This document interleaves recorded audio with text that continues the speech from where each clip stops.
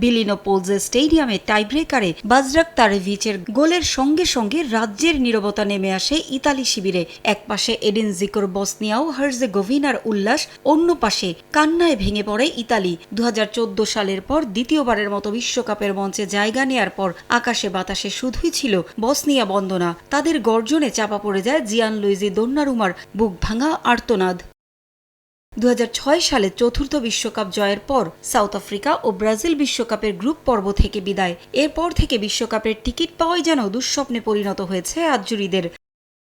European play অফে 2017 সালে সুইডেনে কপাল পড়ে ইতালির। 2022 সালে নর্থ মেসিডোনিয়ার পর 2026-এ এসে এডিন জিকোর বসনিয়া ও হার্জেগোভিনার কাছে টাইব্রেকারে টানা তৃতীয়বারের মতো বিশ্বকাপের টিকিট অর্জনে ব্যর্থ হল ইতালি। গণমাধ্যমের পাতা জুড়ে শুধুই ইতালির ব্যর্থতার কাব্য।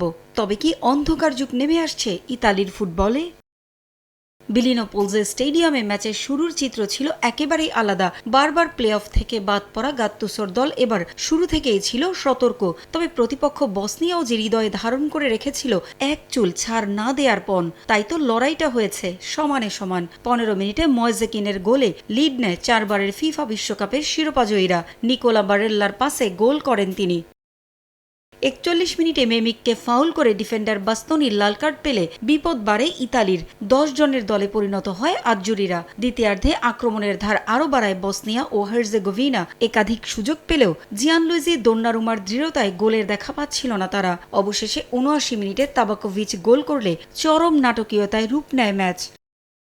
1-1 গোলের সমতায় শেষ হয় নির্ধারিত ও অতিরিক্ত সময়। ম্যাচ গড়ায় টাইব্রেকারে। সেখানে ইতালির এসপাসিতো ও ক্রিস্তান্তে ব্যর্থ হন বল জালে জড়াতে। সান্দ্রো তোনালি ছাড়া চাপের মুখে ভেঙে পড়েন বাকিরা। বসনিয়ার হয়ে তাহিরোভিচ, তাবাকোভিচ, আলাসবেগোভিচ ও বাজরাকতারেভিচ গোল করেন, আর তাতেই দুর্যোগ নেমে আসে ইতালিতে।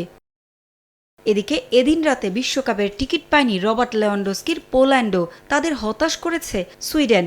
এছাড়াও 24 বছর পর বিশ্বকাপে জায়গা করে নিয়েছে তুরস্ক। দাপুটে জয়ে বিশ্বকাপ নিশ্চিত করেছে চেক প্রজাতন্ত্র।